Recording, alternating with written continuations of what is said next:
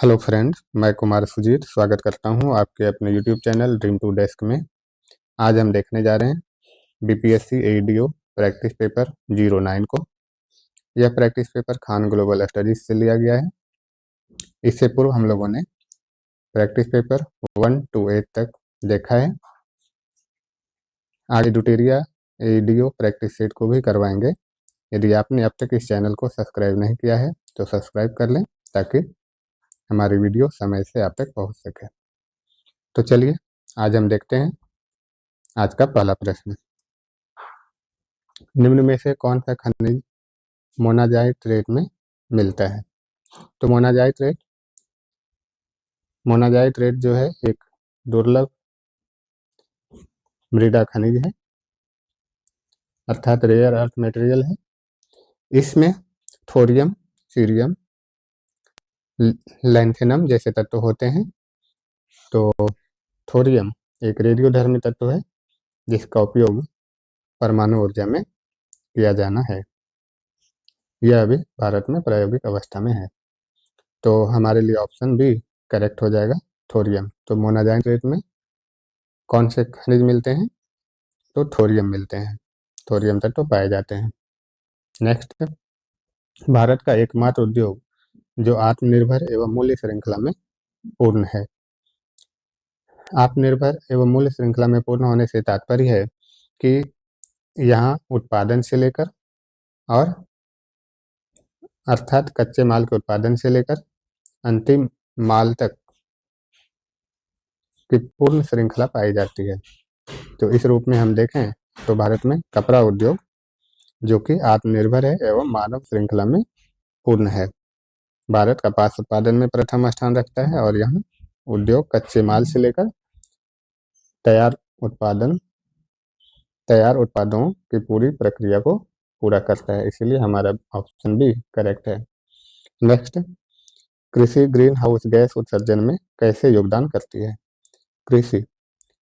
कृषि जो है ग्रीन हाउस गैस में एक महत्वपूर्ण योगदान देती है पशुधन उत्पादन के माध्यम से, यह भी करेक्ट है।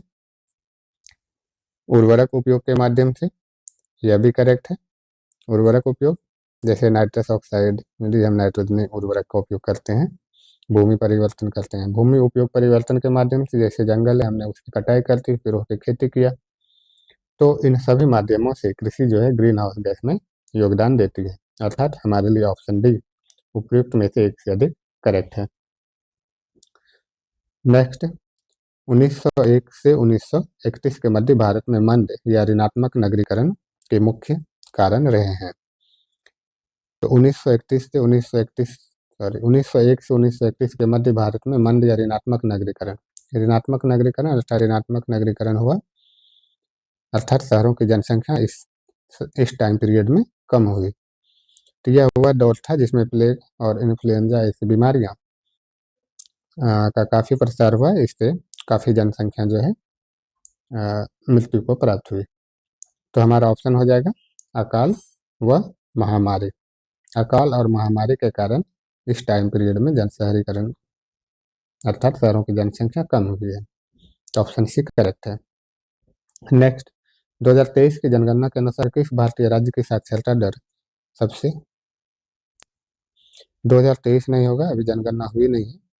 तो 2011 की जनगणना के अनुसार किस भारतीय राज्य की साक्षरता दर सबसे अधिक है? तो आपको मालूम है केरल की साक्षरता दर सबसे अधिक है जो कि 94% है। जबकि हम यहीं पे बिहार की साक्षरता दर को भी याद रखें तो बिहार की साक्षरता दर सबसे कम है जो कि मात्र 61.80% है। इसे भी आप याद रखेंगे। नेक्स्ट, सूची 1 को सूची 2 से सुमेलित करें और नीचे दिए गए कूट से सही उत्तर चुनिए। सूची 1 भारतीय वन्यजीव नस्ल को दिया गया है और इसका वैज्ञानिक नाम दिया गया है। तो ग्रेट इंडियन बस्टर्ड का वैज्ञानिक नाम है आरिडोयोटिस निग्रिसेप्स। तो ए का 2 तीनों में है, ऑप्शन डी हमारा एलिमिनेट होता है। बी में है इंडियन रॉक पाइथन का पाइथन मिलता जुलता नाम है, इसे आप याद रख पाएंगे। इंडियन रॉक पाइथन तो पाइथन मोलरस। एशियाटिक हाथी तो एशियाटिक हाथी इलिसिस इंडिकस सिका 4। तो इस तरह हम देखते हैं सी का 4, ऑप्शन सी हमारे लिए, सॉरी ऑप्शन बी हमारे लिए करेक्ट है। और स्लॉथ बियर तो मेलुरस ओर्निनस उर्सिनस। नेक्स्ट, निम्नलिखित में से कौन सी विशेषता मैंग्रोव वनों से संबंधित है? मैंग्रोव वन,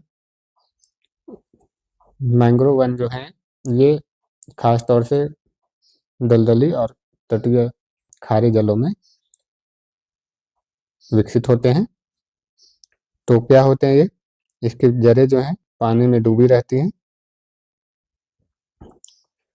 इसके घने वृक्ष होते हैं और पौधे की जड़ें पानी के अंदर डूबी रहती है, सही है। दलदल और हालांकि घने लंबे नहीं होते, तो पौधे की जड़ें पानी के अंदर डूबी रहती है, दलदल कीचड़ और तटीय जल आदर्श आवास है। तो हमारे लिए दो एक से ज्यादा सही है, तो ऑप्शन डी करेक्ट है। समुद्री शीतल पवन बहती है। समुद्र से आने वाली पवनें जब समुद्र से दिन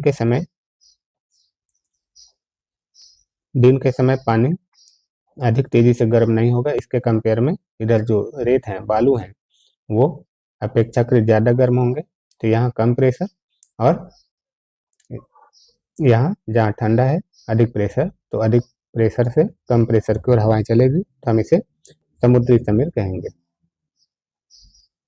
या समुद्री समीर या समुद्री शीतल पवन कहेंगे।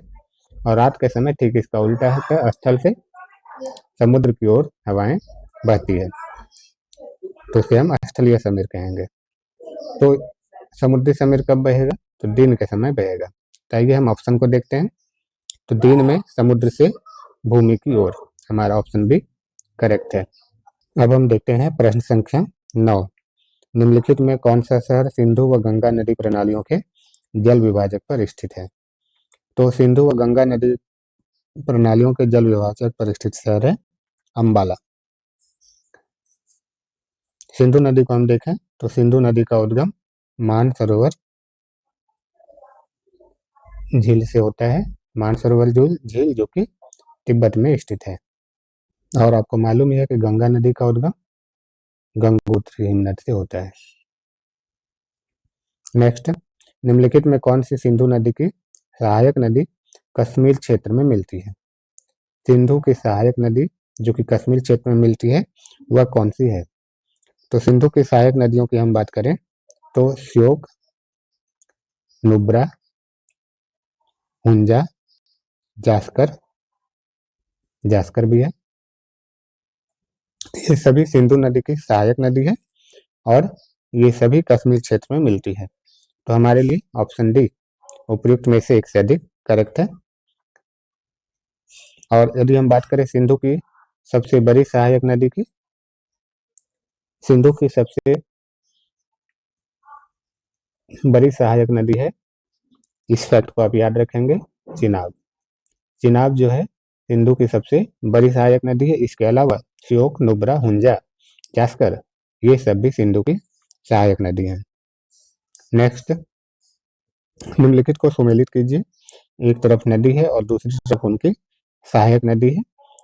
नदियों के सहायक नदी इंपॉर्टेंट होते हैं, इसे आप याद रखा कीजिए।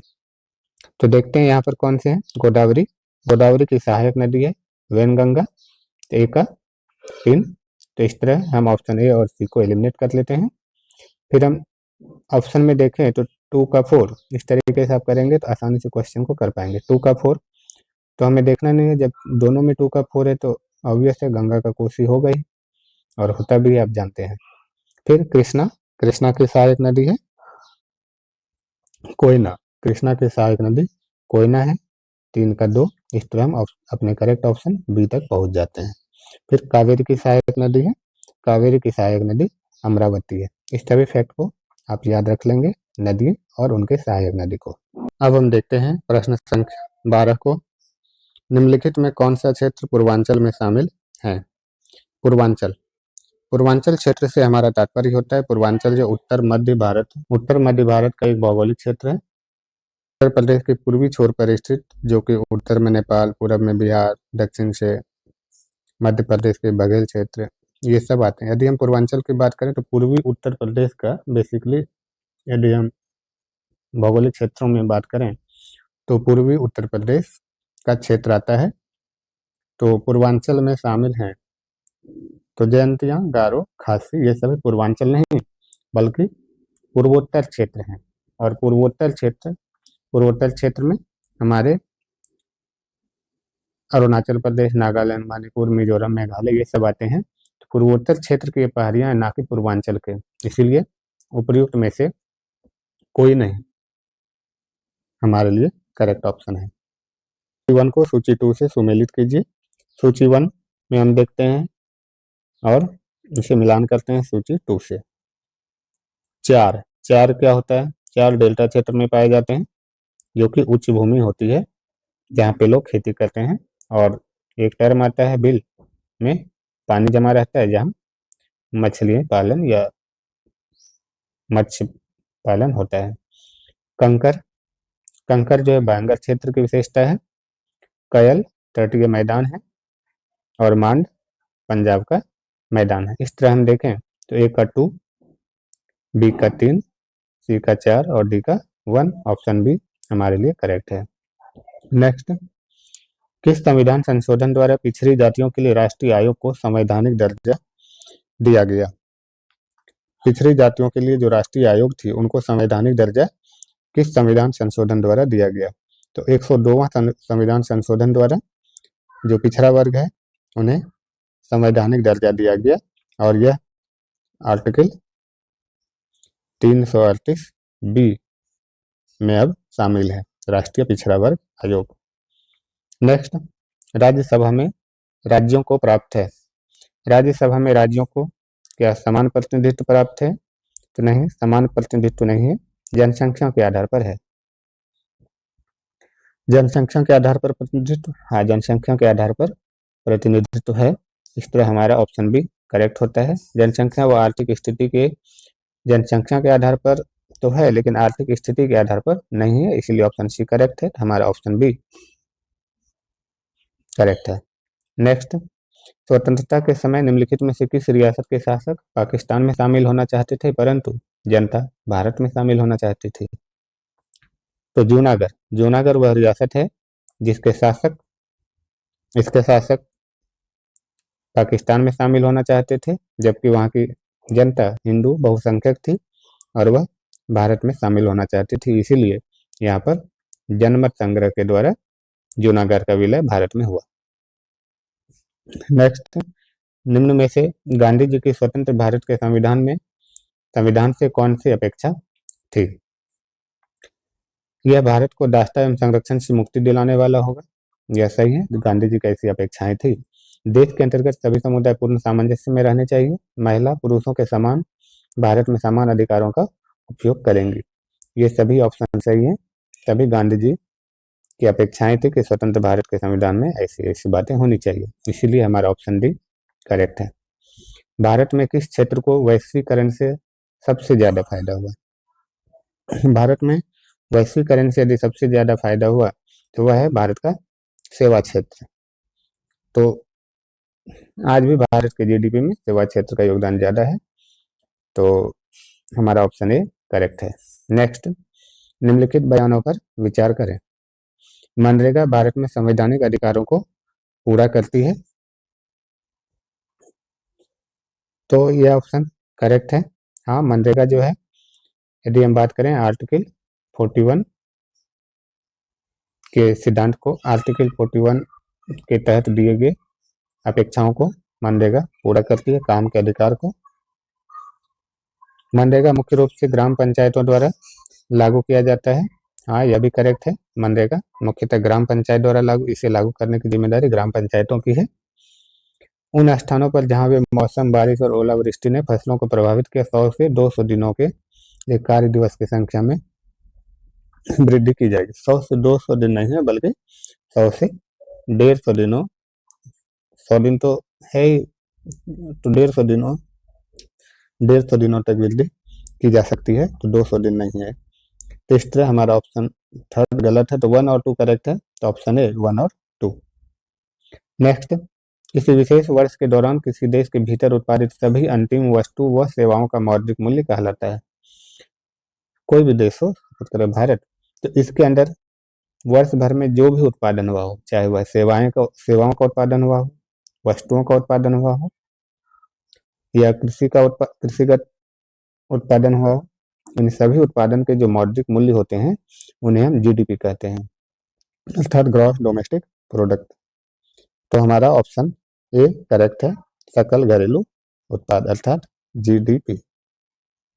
नेक्स्ट, महामना के नाम से किसे जाना जाता था? तो महामना के नाम से किन्हें जाना जाता है? तो मदन मोहन मालवीय को महामना के नाम से जाना जाता है। निम्नलिखित में किसने भूदान आंदोलन प्रारंभ किया था? भूदान आंदोलन की शुरुआत आचार्य विनोबा भावे द्वारा किया गया था। आचार्य विनोबा भावे ने भूदान आंदोलन की शुरुआत 1951 में किया था। कहाँ से किया था? पोचमपल्ली गांव जो कि तमिलनाडु में स्थित है, यहाँ से उन्होंने भूदान आंदोलन की शुरुआत की थी। इस फैक्ट को भी आप याद रख लेंगे। तो ऑप्शन सी हमारा करेक्ट है। नेक्स्ट, सूची 1 को सूची 2 से सुमेलित करके सही उत्तर का चयन कीजिए। सूची 1 और सूची 2। सूची 1 में हम देखते हैं कि स्वदेशी सेवक होम, यूनाइटेड इंडिया हाउस, युगांतर आश्रम और आईएनए या आजाद हिंद फौज। हम इसे मैच करते हैं। स्वदेशी सेवक होम का क्या हो जाएगा? वैंकूवर। स्वदेशी सेवक होम की स्थापना तारकनाथ ने की थी। तारकनाथ दास द्वारा वैंकूवर में की गई थी। यूनाइटेड इंडिया हाउस यह भी यूएसए में की गई थी और यूएसए के सिएटल में की गई थी। युगांतर आश्रम इसकी स्थापना सैन फ्रांसिस्को में की गई थी। किनके द्वारा की गई थी? तो लाला हरदयाल द्वारा सैन फ्रांसिस्को में की गई थी। और आजाद हिंद फौज की स्थापना रंगून। इस टाइम देखते हैं 1 का ए, 2 का बी, 3 का सी, तो A B C D, option D correct है। आजाद हिंद फौज की स्थापना रंगून में अर्थात वर्तमान या म्यांमार में की गई थी, रास बिहारी बोस और सुभाष चंद्र बोस द्वारा। निम्नलिखित का सही कालानुक्रमिक क्रम बताएं। कालानुक्रमिक क्रम बताना, तो इसके लिए हमको इसका टाइम पीरियड याद होना चाहिए कि कौन सी घटना कब हुई। द्वितीय गोलमेज सम्मेलन 1931 में हुआ था लंदन में। भारत छोड़ो आंदोलन 1942 में हुआ था। भारतीय राष्ट्रीय कांग्रेस की स्थापना 1885 में हुई थी। और साइमन कमीशन रिपोर्ट इसने अपनी रिपोर्ट 1930 में दी थी। अब हम यदि मैच कराएं तो देखें तो सबसे पहले कौन आएगा? 3 एक के बारे में मैच कर रहे हैं, ऑप्शन बी करेक्ट है। 3 4 1 2। नेक्स्ट, असहयोग आंदोलन को महात्मा गांधी द्वारा किस घटना के कारण स्थगित करना पड़ा था? असहयोग आंदोलन के दौरान ये घटना हुई थी। चौरी चौरा कांड कब हुई थी? तो 4 फरवरी 1922 को गोरखपुर उत्तर प्रदेश में चौरी चौरा नामक जगह पर एक पुलिस थाने को जला दिया गया था। इसके कारण महात्मा गांधी ने इस आंदोलन को स्थगित कर दिया था। तो हमारा ऑप्शन सी करेक्ट है। आप डेट को भी याद रखेंगे, 4 फरवरी 1922। अब हम देखते हैं प्रश्न संख्या 26 को। सही सुमेलित है। गांधी युग 1916 से 1947 यह सही है। मोपला विद्रोह 1918 में नहीं बल्कि 1921 में हुआ था। इसे हम मालाबार विद्रोह के नाम से भी जानते हैं। राष्ट्रीय स्वयंसेवक संघ की स्थापना 1925 में 27 सितंबर 1925 को हुई थी। All India trade union Congress की स्थापना 1921 में नहीं बल्कि 1920 में हुई थी और 31 अगस्त 1920 को हुई थी। इसके पहले अध्यक्ष थे लाला लाजपत राय। इस फैक्ट को भी आप याद रखेंगे। इस तरह हम देखें तो हमारा ऑप्शन 1 और 1 और 3 करेक्ट है, तो ऑप्शन ए करेक्ट ऑप्शन होगा। नेक्स्ट, 1929 ईस्वी में किसकी अध्यक्षता में आयोजित हुए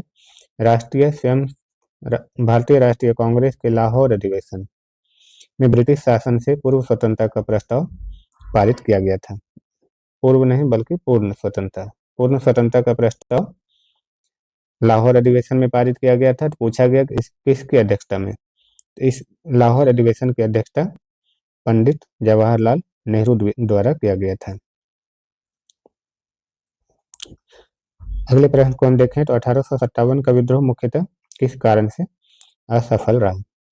हिंदू मुस्लिम एकता की कमी नहीं, इस टाइम हिंदू मुस्लिम एकता अपने चरम पर थी, तो यह ऑप्शन नहीं होगा। किसी सामान्य योजना और केंद्रीय संगठन की कमी, हाँ यह एक कमी थी जिसके कारण 1857 का विद्रोह असफल रहा था। इसके प्रभाव का सीमित क्षेत्र, जमींदारों की सहभागिता, ये सभी ऑप्शन इसके असफल होने के कारण नहीं। नेक्स्ट हम देखें, सत्यशोधक समाज को निम्नलिखित में किसने शुरू किया था? सत्यशोधक समाज की यदि हम बात करें तो इनकी स्थापना, सत्यशोधक समाज की स्थापना कब हुई थी? 1873 में हुई थी। 24 सितंबर 1873 को हुई थी। किनके द्वारा? तो ज्योतिबा राव फूले के द्वारा। ऑप्शन सी करेक्ट है। नेक्स्ट, 1878 ईस्वी में द हिंदू अखबार की स्थापना किसने की, जो भारतीय राष्ट्रीय आंदोलन के दौरान जनमत को आकार देने में प्रभावशाली हुई? तो 1878 में द हिंदू अखबार की स्थापना हुई और किनके द्वारा की गई थी? तो अय्यर जी सुब्रमण्यम अय्यर के द्वारा और वीर राघवाचार्य के द्वारा। ये दोनों ही व्यक्ति, वीर राघवाचार्य और सुब्रमण्यम अय्यर, द हिंदू अखबार की स्थापना से संबंधित थे। इस तरह हमारा ऑप्शन डी करेक्ट है, उपयुक्त में से एक से अधिक। तो द हिंदू अखबार की स्थापना 1878 में हुई थी, इसे भी आप याद रखेंगे। नेक्स्ट, किसने सिंध विजिट कर उसका अधिग्रहण किया? तो सिंध को विजिट किसने किया? तो सिंध को विजिट चार्ल्स नेपियर ने किया था। किसके समय किया था यह भी पूछा जाता है, तो लॉर्ड एलन बारो के समय सिंध विजिट किया गया और किसके द्वारा किया गया था? चार्ल्स नेपियर द्वारा किया गया था। कब किया गया था? 1843 1843 में किया गया था। इन सभी फैक्ट को आप याद कर लेंगे। नेक्स्ट, ब्रिटेन के राजा ने 1765 ईस्वी में एक फरमान द्वारा बंगाल, बिहार व उड़ीसा की दीवानी ईस्ट इंडिया कंपनी को कितने रुपये में दी थी? बंगाल, बिहार व उड़ीसा की दीवानी जो है 26 लाख ऑप्शन सी 26 लाख रुपये में दी गई थी। किसके द्वारा दी गई थी? शाह आलम द्वितीय द्वारा, मुगल बादशाह शाह आलम द्वितीय सेकंड द्वारा दी गई थी। सूची 1 से सूची 2 को सुमेलित कीजिए और दिए गए कूटों में से सही विकल्प चुनिए। असुटेबल बॉय किनकी रचना है? विक्रम सेठ की रचना है। 1 का 3, इस तरह एक के बार में हम ऑप्शन तक पहुंचते हैं। ट्रेजर आइलैंड स्टीवेंसन की रचना है, आर.एल. स्टीवेंसन। शाहनामा फिरदौसी और राजतरंगिणी कलहन। इस तरह हमारा ऑप्शन भी करेक्ट है। मुगल प्रशासन में मुख्य काजी अर्थात न्यायाधीश, मुख्य काजी को हम मुगल प्रशासन में काजी उल कुजात भी कहते हैं, काजी उल कुजात। तो मुख्य काजी क्या था? तो मुख्य न्यायाधीश हुआ करता था, जिसे हम काजी उल कुजात भी कहते हैं। किसने दाऊद को पटना व हाजीपुर से खदेड़ कर बाहर किया? अकबर ने 1574 ईस्वी में दाऊद को पटना व हाजीपुर से खदेड़ कर बाहर किया। तुलसीदास ने कवितावली की रचना किस भाषा में की? कवितावली किनकी रचना है? तुलसीदास की रचना है। तो यह किस भाषा में की गई थी? तो अवधी भाषा में की गई थी। नेक्स्ट, बलबन ने अपने सहधर्मी को आज्ञाकारी बनाने हेतु सिक्कों पर क्या खुदवाया? नाई व मोमनीन। बलबल ने अपने सहधर्मी को आज्ञाकारी बनाने हेतु सिखों पर नाई व मोमनिन खुदवाया। नेक्स्ट, दक्षिण भारत के मंदिरों के आकर्षक द्वार क्या कहलाते हैं? दक्षिण भारत के मंदिरों के आकर्षक द्वार गोपुरम कहलाते हैं। इलाहाबाद में स्तंभ पर शिलालेख में हरिसेन की प्रशंसा किसने की थी? इलाहाबाद स्तंभ लेख हरिसेन के द्वारा लिखा गया है और इसमें किसकी प्रशंसा की गई है? तो समुद्रगुप्त के दरबारी थे हरिसेन, जिसने इस शिलालेख को लिखा है। नेक्स्ट है, शक संवत का प्रारंभ कब हुआ था? शक संवत का प्रारंभ 78 ईस्वी में हुआ था, कनिष्क के शासनकाल में। कनिष्क के शासनकाल में शक संवत, और शक संवत का प्रथम माह की बात करें तो यह शक संवत चैत से शुरू होता है। यदि हम आधुनिक कैलेंडर की बात करें तो 22 मार्च से यह शुरू होता है। भारत सरकार ने शक संवत को राष्ट्रीय संवत भी घोषित किया है। ये सभी फैक्ट आपके लिए इंपॉर्टेंट है, सबको ध्यान में रखेंगे। भारत का शेक्सपियर किसे कहा जाता है? तो भारत का शेक्सपियर कालिदास को कहा जाता है। कालिदास किसके दरबारी थे? तो कालिदास चंद्रगुप्त द्वितीय के दरबार में रहते थे। किस मौर्य शासक को यूनानियों द्वारा अमित्रघात कहा गया है? अमित्रघात किसे कहा गया है? बिंदुसार को यूनानियों द्वारा अमित्रघात कहा गया है। अब हम देखते हैं प्रश्न संख्या 43 को। निम्नलिखित में कौन सा महाजनपद आज भारत का अंग नहीं है? गांधार भारत का अंग नहीं है। पांचाल, मत्स्य, सुरसेन ये सभी वर्तमान भारत के अंग है। गांधार वर्तमान अफगानिस्तान, पाकिस्तान का पश्चिमी क्षेत्र, अफगानिस्तान का पूर्वी क्षेत्र, ये गांधार क्षेत्र थे और इसकी राजधानी तक्षशिला थी। करे इस्लामिक सिद्धांत में एक मुस्लिम राज्य का सच्चा शासक होता है। मुस्लिम राज्य का सच्चा शासक वह होता है जो अल्लाह के कानून शरिया के अनुसार शासन करे। तो करे इस्लामिक सिद्धांत के अनुसार अल्लाह को ही एक मुस्लिम राज्य का सच्चा शासक माना गया है। देखते हैं प्रश्न संख्या 45 को। गौतम बुद्ध को एक देवता का स्थान किस राजा के युग में प्राप्त हुआ? देवता का स्थान तो जब बौद्ध धर्म का विभाजन हुआ, दो धर्म में, महायान और हीनयान, इन दो संप्रदायों में जब बौद्ध धर्म का विभाजन हुआ तो महायान संप्रदाय को मानने वाले लोग इन्हें गौतम बुद्ध को देवता की तरह पूजते हैं और यह विभाजन कनिष्क के शासनकाल में हुआ। तो ऑप्शन बी करेक्ट है। नेक्स्ट, निम्नलिखित को सुमेलित कीजिए। आश्रम और उनकी आयु दी हुई है। ब्रह्मचर्य जन्म से 25 वर्ष की आयु को माना जाता था। भारत में 4 आश्रम की कल्पना की गई है, जिसमें ब्रह्मचर्य 0 से अर्थात जन्म से 25 वर्ष होगा। तो ए का 1, तो ऑप्शन ए और बी को हम एलिमिनेट कर देंगे। गृहस्थ 25 से 50, बी का 2, इस तरह हम सही ऑप्शन तक पहुंचते हैं, ऑप्शन डी। वानप्रस्थ 50 से 75 और संन्यास अंत में 75 से 100। नेक्स्ट, इस समय मोहनजोदारो किस देश में है? मोहनजोदारो वर्तमान पाकिस्तान में है। यह सिंधु सभ्यता का एक प्रमुख शहर था। मोहनजोदड़ो की खोज कब हुई थी? तो इसकी खोज 1921 में हुई थी। किनके द्वारा? रखालदास बनर्जी।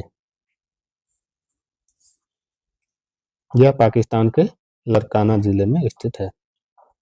नेक्स्ट, सिंधु घाटी सभ्यता के प्रमुख शहर का नाम बताएं जिसका पश्चिम एशिया के साथ व्यापार था। लोथल जो कि एक बंदरगाह शहर था। यह गुजरात के वर्तमान में अहमदाबाद जिले में स्थित है।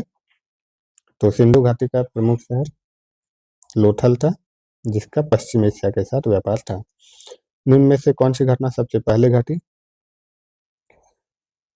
तो उपनिषद, इन सभी में उस उपनिषद की रचना सबसे पहले आई। तो हमारा ऑप्शन ए करेक्ट है। बिहार में सूची 1 को सूची 2 से सुमेलित कीजिए और सूचियों के साथ दिए गए कूटों का प्रयोग करके सही उत्तर चुनें। उद्योग है और यह किस नगर में स्थित है, इसे आपको सुमेलित करना है। कागज उद्योग की यदि हम बात करें तो कागज उद्योग के लिए डालमिया नगर प्रसिद्ध है। ए का 1। इस तरह हम एक ही बार में ऑप्शन तक पहुंचते हैं। सिगरेट, सिगरेट के लिए कौन सी जगह प्रसिद्ध है, तो सिगरेट के लिए दिलावरपुर। उसी तरह प्लाईवुड के लिए हाजीपुर और जूट उद्योग पूर्णिया। नेक्स्ट, बिहार के किस जिले में गेहूं की फसल का उत्पादन अधिकतम होता है। गेहूं की फसल का उत्पादन रोहतास जिले में अधिकतम होता है। बिहार में निम्नलिखित में कौन से समूह की नदियां गंगा अथवा उसके सहायक नदियों में उत्तर की ओर से आकर मिलती है। उत्तर से गंगा में कौन कौन सी नदियां आके मिलती है, तो उत्तर में हम देखें तो गंडक, बूढ़ी गंडक, घाघरा, तो गंडक, कमला, बागमती, ये हमारे लिए सही है। महानंदा दक्षिण से आके मिलती है। कर्मनासा दक्षिण से आके मिलती है, तो ये अभी नहीं होगा। पुनपुन भी दक्षिण से आके मिलती है, सोन भी दक्षिण से। तो हमारा ऑप्शन सी करेक्ट है, गंडक, कमला, बागमती। सोमेश्वर श्रेणी निम्नलिखित पर्वत श्रेणियों में से किसका एक भाग है। शिवालिक श्रेणी का एक भाग है सोमेश्वर श्रेणी, जो कि शिवालिक श्रेणी का भाग है। यह बिहार के उत्तर पश्चिम हिस्से में है। मंदार पर्वत बिहार के किस जिले में है, तो मंदार पर्वत बिहार के बांका जिले में स्थित है। बिहार के सकल राज्य घरेलू उत्पाद अर्थात जीएसडीपी 19-20 में 60.2% से, देखिए इतना तो पूछेगा नहीं, इसको याद रखने का कोई मतलब नहीं है कि 19-20 में किसका हिस्सा ज्यादा था या कम था, तो हम इसे याद नहीं रखेंगे। नेक्स्ट, बिहार सरकार द्वारा निम्नलिखित में से किसके लाभ के लिए मिशन दक्ष शुरू किया गया। शैक्षणिक रूप से कमजोर बच्चों के लिए बिहार में सरकार द्वारा मिशन दक्ष शुरू किया गया। इसके तहत मिशन दक्ष के तहत कक्षा 3 से 8 तक कमजोर बच्चों के लिए यह मिशन शुरू किया गया है। नेक्स्ट, हेनरी की इकाई है। हेनरी किसकी इकाई है, तो हेनरी प्रेरक तत्व की इकाई है। प्रेरक तत्व की एसआई यूनिट हेनरी होती है, इसे एच से दर्शाया जाता है। नेक्स्ट, हुक के नियम, हुक के नियम पर कार्य करने वाला उपकरण कौन सा है, तो हुक के नियम पर कार्य करने वाला उपकरण कमानीदार तुला है। कमानीदार तुला हुक के नियम पर कार्य करता है। सोलर कुकर में किसका उपयोग होता है, सोलर कुकर में अवतल दर्पण का उपयोग होता है। यह आपके लिए महत्वपूर्ण प्रश्न है। सोलर कुकर में अवतल दर्पण का प्रयोग किया जाता है। हीरा का अपवर्तनांक होता है, हीरा का अपवर्तनांक कितना होता है, हीरा का अपवर्तनांक होता है 2.42। 40 वाट 220 वोल्ट, 60 वाट 220 वोल्ट रेटेड दो बल्बों के प्रतिरोध का अनुपात क्या है। हमें इन दोनों का रेजिस्टेंस निकालना चाहिए। P इक्वल टू फार्मूला होता है V²/R। यदि हम इसको सॉल्व करेंगे तो हमारा ऑप्शन होगा 3:2। मिट्टी के तेल के बर्तन में बर्फ का एक टुकड़ा डाला जाता है, बर्फ के पिघलने पर मिट्टी के तेल की सतह क्या होगी। मिट्टी के तेल के बर्तन में बर्फ का टुकड़ा डाला जाता है, तो बर्फ जब पिघल जाएगी तो मिट्टी के तेल की सतह जो है कम हो जाएगी, गिर जाएगी, गिरेगी, क्योंकि बर्फ के घनत्व के कारण वह तैरता रहता है और जैसे ही बर्फ पानी में बदलेगी तो पानी का घनत्व मिट्टी के तेल से अधिक होता है और इसीलिए तेल की सतह नीचे गिरेंगी। ठीक है। बोहर का मॉडल लागू किया जा सकता है। बोहर का मॉडल किसके लिए है, तो बोहर का मॉडल जो है हाइड्रोजन परमाणु, हाइड्रोजन जैसे आयन के लिए लागू होता है और इसीलिए हाइड्रोजन के परमाणु पर होगा हीलियम हीलियम आयन पर भी लागू होगा और इकाई आवेश वाले सभी आयनों पर यह लागू होगा। इसीलिए ऑप्शन बी उपयुक्त में से एक से अधिक करेक्ट है। निम्नलिखित में से किसमें साइट्रिक एसिड प्रचुरता में पाया जाता है? साइट्रिक एसिड प्रचुरता में नींबू में पाया जाता है। 64 का डी। अब हम देखते हैं प्रश्न संख्या 65 को। निम्नलिखित में से कौन सा लौह सर्वोत्तम गुणवत्ता वाला है? मैग्नेटाइट मैग्नेटाइट Fe3O4 सर्वोत्तम गुणवत्ता वाला है, जिसमें लौह धातु का अंश 72.4% तक होता है। इसलिए हमारा ऑप्शन बी करेक्ट है।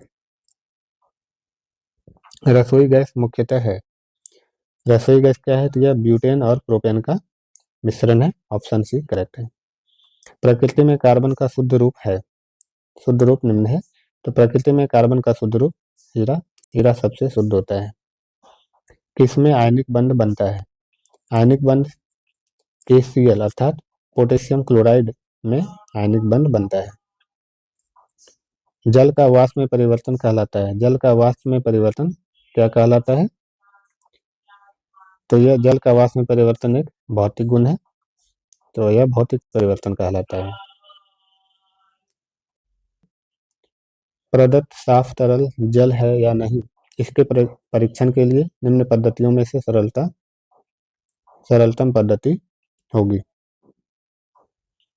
तो निर्जल कॉपर सल्फेट मिलाना एवं रंग परिवर्तन देखना, यह सबसे आसान होगा। नेक्स्ट है राइबोसोम का मुख्य कार्य है। राइबोसोम का मुख्य कार्य है प्रोटीन का संश्लेषण। ऑप्शन बी करेक्ट है। डीएनए के एकल क्षार युग्म के परिवर्तन को कहते हैं। डीएनए के एकल क्षार युग्म के परिवर्तन को हम क्या कहते हैं? इसे हम बिंदु उत्परिवर्तन कहते हैं।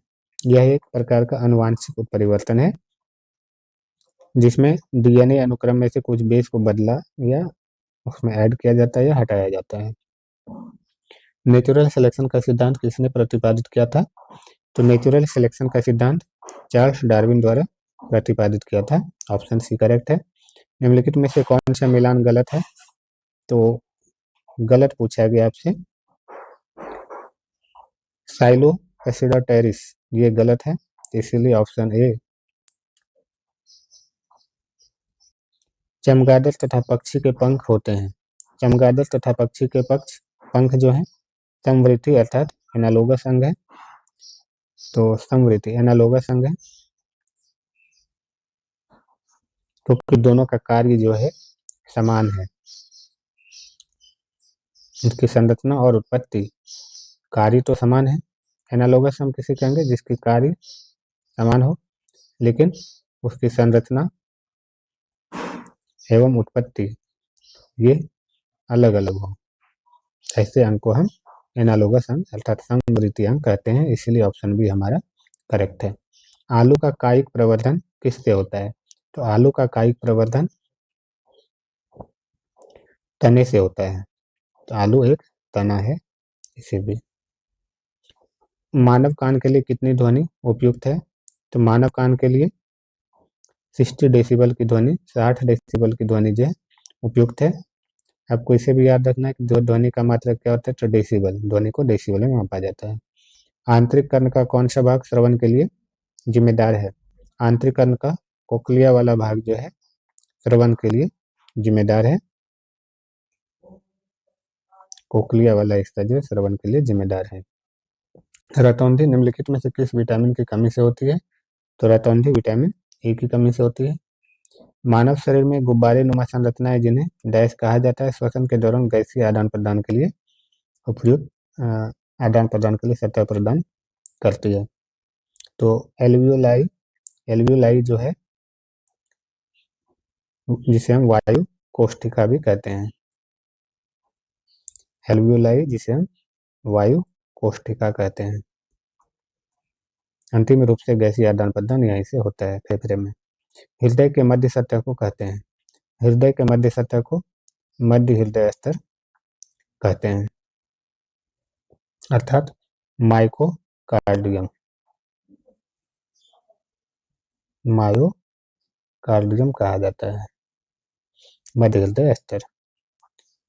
मध्य सतह तो मायोकार्डियम। सूची 1 को सूची 2 से सुमेलित कीजिए और नीचे दिए गए कोड को सही उत्तर चुनिए, सूची 1 और सूची 2। तो एंड्रेनिल किससे संबंधित है? गुस्सा, डर,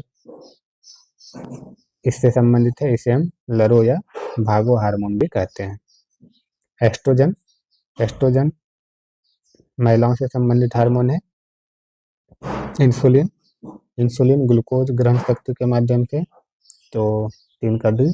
और फेरोमोन्स साथ ही आकर्षित करने वाली ये गंध है। तो इस तरह हम देखते हैं कि ए का 1 का ए, इसे हम एलिमिनेट करते हैं, और 2 का सी। तो इस तरह ऑप्शन ए हमारा करेक्ट ऑप्शन है। सूक्ष्म जीवों द्वारा कार्बनिक पदार्थों को तोड़ने की प्रक्रिया कहलाती है। सूक्ष्म जीवों द्वारा कार्बनिक पदार्थ को जो तोड़ा जाता है इसे हम अपघटन कहते हैं। साधारणतया मनुष्य में पाए जाने वाले पोर्क टेपवर्म है। तो मनुष्य में पाए जाने वाला जो पोर्क टेपवर्म है वह है टेनिया सोलियम। टेनिया सोलियम आंतों के संक्रमण और आक्रामक लार्वा संक्रमण दोनों का कारण बनता है। निम्नलिखित में से कौन से जोड़े सही सुमेलित हैं? संबंधी विकार। नींद संबंधी विकार को इंसोम्निया कहते हैं। तो इंसोम्निया नींद संबंधी विकार होगा। और जबकि एनोरेक्सिया जो है, एनोरेक्सिया व्यक्ति जब वजन बढ़ने के डर से कम खाने लगता है तो हम उसे एनोरेक्सिया कहते हैं, खाने का विकार। तो सही सुमेलित आपसे पूछा गया है, तो ये दोनों तो खैर 1 और 2 नहीं होंगे। तो जहाँ जहाँ 1 और 2 उसे आप एलिमिनेट कर दें, 2 यहाँ भी है, एलिमिनेट कर लें, उपयुक्त सभी ये भी एलिमिनेट होगा। इस तरह आप करेक्ट ऑप्शन तक पहुँच सकते हैं, केवल 3 एवं 4। तो डिप्निसिया सांस लेने की तकलीफ, यह सही है। और एस्नोमिया गंध की आंशिक या पूर्ण हानि, यह भी सही है। नेक्स्ट, अरंडी के अंकुरित होते हुए बीजों में संग्रहित अन्न पर क्रियाशील होता है। इस पर लाइपेज, अरंडी एक तैलीय बीज है और इसके ऊपर लाइपेज जो क्रियाशील होती है। निम्नलिखित में कौन सी एक सही ढंग से सुमेलित नहीं है? नहीं पूछा गया है तो वाहिका शर्करा का स्थानांतरण करती है, यह सही नहीं है। ऑप्शन बी करेक्ट है। बाकी ऑप्शन सही है। बीजाणु प्रजनन, रंध्र, वाष्पोत्सर्जन, प्रकाश संश्लेषण, ऑक्सीजन का विकास। अब हम देखते हैं प्रश्न संख्या 88 को। अंडाशय द्वारा कौन सा कार्य किया जाता है? अंडाशय द्वारा डिम्ब का निर्माण, मतलब अंडे का निर्माण, यह सही है। प्रोजेस्टेरॉन हार्मोन का स्राव, यह भी सही है। एस्ट्रोजन और प्रोजेस्टेरॉन का स्राव होता है और एस्ट्रोजन का स्राव यह भी होता है। तो उपयुक्त में से एक से अधिक करेक्ट है। बैक्टीरिया की खोज सबसे पहले किसने की थी? तो बैक्टीरिया की खोज सबसे पहले एंटोनियो वी लीवेनहॉक ने की थी। एंटोनियो वॉन लीवेनहॉक ने इनकी खोज की थी। नेक्स्ट है, भारतीय स्टेट बैंक में किस संस्था के साथ भारत के सीमा व्यापार और यात्री आवाजाही ढांचे को मजबूत करने के लिए एक समझौता ज्ञापन पर हस्ताक्षर किए हैं? Land port authority of India LPAI ने SBI के साथ समझौता किया है। प्रधानमंत्री नरेंद्र मोदी ने 2 मई 2025 को किस राज्य में विजिंगम अंतर्राष्ट्रीय गहरे पानी के बहुउद्देशीय बंदरगाह का उद्घाटन किया? यह उद्घाटन जो है केरल में के तिरुवनंतपुरम स्थित विजिंगम अंतर्राष्ट्रीय गहरे पानी के बहुउद्देशीय बंदरगाह का उद्घाटन नरेंद्र मोदी द्वारा किया गया। यह भारत का पहला गहरे पानी वाला बहुउद्देशीय ट्रांसशिपमेंट पोर्ट है। हाल ही में किस देश के वैज्ञानिकों ने मधुमक्खियों को साइबोर्ग में बदलने वाला दुनिया का सबसे हल्का मस्तिष्क नियंत्रक उपकरण विकसित किया है? चीन के वैज्ञानिकों ने यह कारनामा किया है कि साइबोर्ग अर्थात एक शरीर, जीवित शरीर और रोबोट का कॉम्बिनेशन आप कह सकते हैं। तो यह चीन ने डेवलप किया है। 17 जुलाई 2025 से NPCL इंटरनेशनल ने किस देश के साथ UPI पे नाउ सेवा का विस्तार किया है? UPI पे नाउ की शुरुआत सिंगापुर में की गई है। भारत और सिंगापुर का ज्वाइंट आंसर है। अब हम देखते हैं प्रश्न संख्या 94। भारतीय सुरक्षा बलों द्वारा पहलगाम हमले के लिए जिम्मेदार आतंकवादियों को मार गिराने के लिए चलाए गए अभियान का क्या नाम था?